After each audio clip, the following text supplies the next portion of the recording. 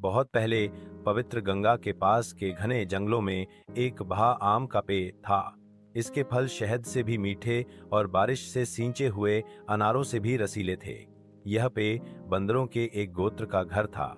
एक बुद्धिमान और महान वानर राजा महाबली के नेतृत्व में वानर महाबली केवल बलवान और चालाक ही नहीं था, अपितु उसका हृदय भी उदार था।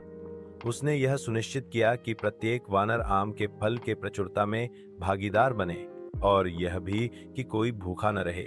उसने एक आदेश भी दिया, कभी भी एक फल नीचे नदी में न गिरने दो, क्योंकि उसे डर था कि अगर मनुष्य फल का स्वाद चखते हैं तो वे पेड़ की तलाश में आएंगे और नष्ट हो रहा है। परंतु एक दिन एक पका हुआ आम मधु से भरा हुआ पत्तियों के बीच से फिसलकर नदी में गिर गया। नदी उसे बहा कर ले गई, जहां उसे राजा के पहरेदारों ने, बनारस के राजा, उन्होंने फल का स्वाद चखा और आश्चर्यचकित हो गए। जल्द ही आम राजा को भेंट किया गया, जिसने घोषणा की, यह पेड़ मेरे पास होना चाहिए, हम इसे ढूंढेंगे और इसे अपना बना लेंगे। राजा और उसकी सेना ने नदी के ऊपर की ओर गया और विशाल आम के पेड़ को पाया, जो धूप में सुनहरा चमक रहा था और सैकड़ों बंदरों से घिरा हुआ था। बिना किसी हिचकिचाहट के उसने अपने तीरंदाजों को आदेश दिया, उन्हें सबको मारो, पेड़ मेरा है। ए बाण उड़ गए और बंदर भयभीत होकर चिल्लाए, परंतु हनुमान महाबली ने शीघ्रता से कार्य किया।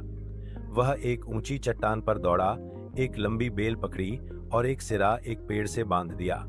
फिर वह खाई के पार कूद गया, चट्टान और आम के पेड़ के बीच अपने ही शरीर को खाई पर पुल बनाकर अपने गोत्र के भागने का रास्ता बनाते हुए एक एक करके बंदर अपने राजा की पीठ के पार सुरक्षित स्थान पर भागे।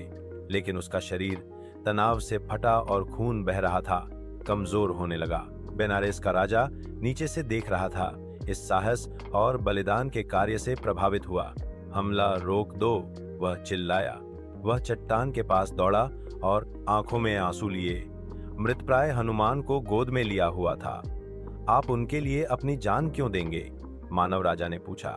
महाबली हल्के से मुस्कुराया और बोला, एक सच्चे राजा का कर्तव्य अपने लिए शासन करना नहीं है, लेकिन अपने लोगों की रक्षा करने के लिए।